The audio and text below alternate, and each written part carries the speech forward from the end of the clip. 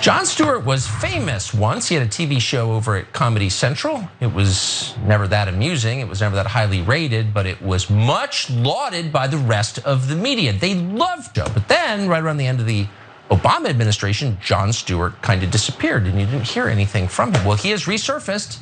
He showed up in Washington, D.C. the other day, looking like a guy who lives in the men's room at your public library, kind of eating imaginary insects out of the air. And he was there to get, for some reason, into a shouting match with a senior editor at Human Events called Jack Posobiec. Because you're a Look them in the face. Look at them in the face. You're a troll. I want the bill You're back. not in good faith. I'm for the bill. You're not in good faith. So what's the problem? What are My you trying to do here? question, my session What is your question? What are you John, trying to do here? What? why is John, I'm not even against you guys. What are you Then why trying to the do? What are you John doing? is- That's Jon Stewart. The famous Jon Stewart looks like a homeless mental patient. He's shrieking and disheveled and very short, really short, too short to date. Was he always that short? What an odd rant from Tucker Carlson. As he was going through talking about Jon Stewart, and how angry he is at him, he didn't. Tucker Carlson here did not mention what the hell all this was about at all. I wonder why. We're gonna get to that in a second. But he's so mad at Jon Stewart. He went through this whole thing about him being compared to homeless folks, which apparently Tucker Carlson is the worst thing ever you could be, especially ones that deal with mental health issues. Because let's go ahead and step on people further while they're down.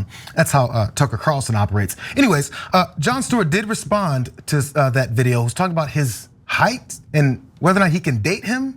I mean, I guess Jon Stewart doesn't tick off every box for Tucker Carlson, but Stewart did respond though about that particular point, and he tweeted this: "Friends, tonight I'm sad. Tucker Carlson believes me too short to date, and yet somehow, miraculously, I remain tall enough to not know what Viktor Orban's ass tastes like. Is it goulash, Tucky? Seems like it'd be goulash."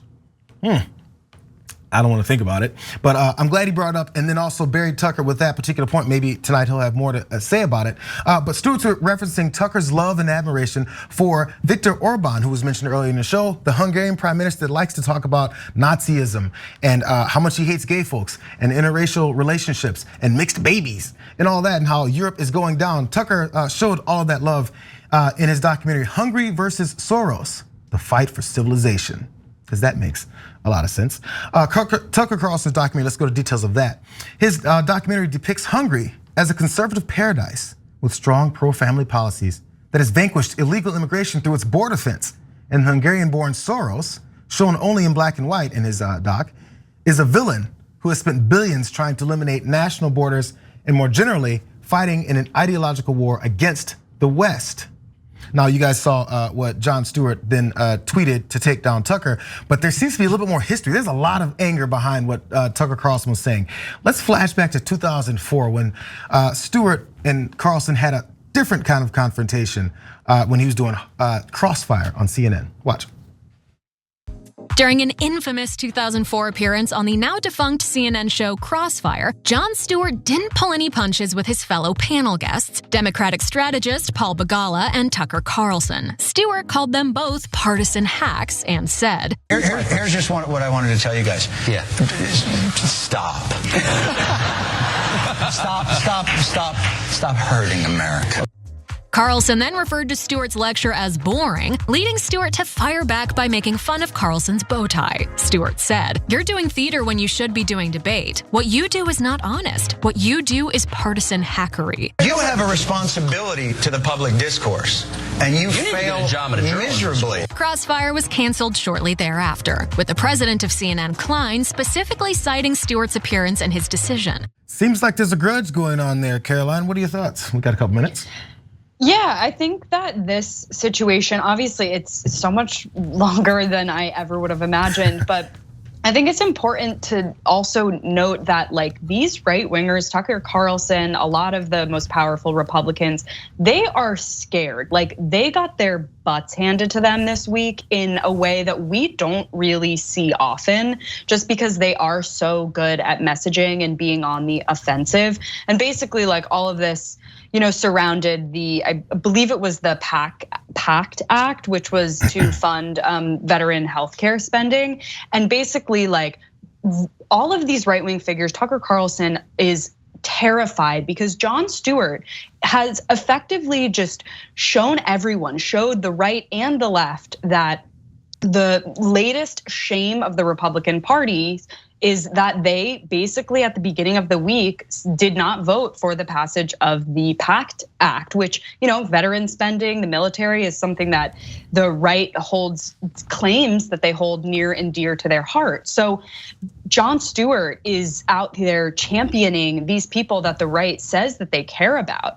And the right knows it. Tucker Carlson knows it, knows that they were caught on their back heels and that Mitch McConnell put them in an absolutely despicable position, a shameful position.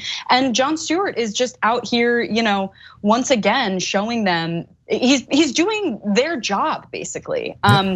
He's showing that they only pretend to care about veterans in addition to, like the American people in general. And he's actually fighting for them. And he's actually hoarse and maybe looks a little more haggard than he used to. But all of that is because he is actually fighting when the rest of them are playing checkers. We're talking about actors throughout this hour, you guys, from that crisis actor at CPAC, Texas, to people that want to continue to Ted Cruz acting like he's this badass. It's all an act, it's a constant thing. So when they see someone who's gritty and doing it for real, and he's not worried about shaving because he's out there fighting for actual legislation and principles, they don't know what to do with it. It's crazy, how could he? That's the Republican Party, you guys. Thanks for watching the Young Turks, really appreciate it. Another way to show support is through YouTube memberships. You'll get to interact with us more. There's live chat emojis, badges. You've got emojis of me, Anna, John, JR. So those are super fun. But you also get playback of our exclusive member-only shows and specials right after they air. So all of that, all you gotta do is click that join button right underneath the video. Thank you.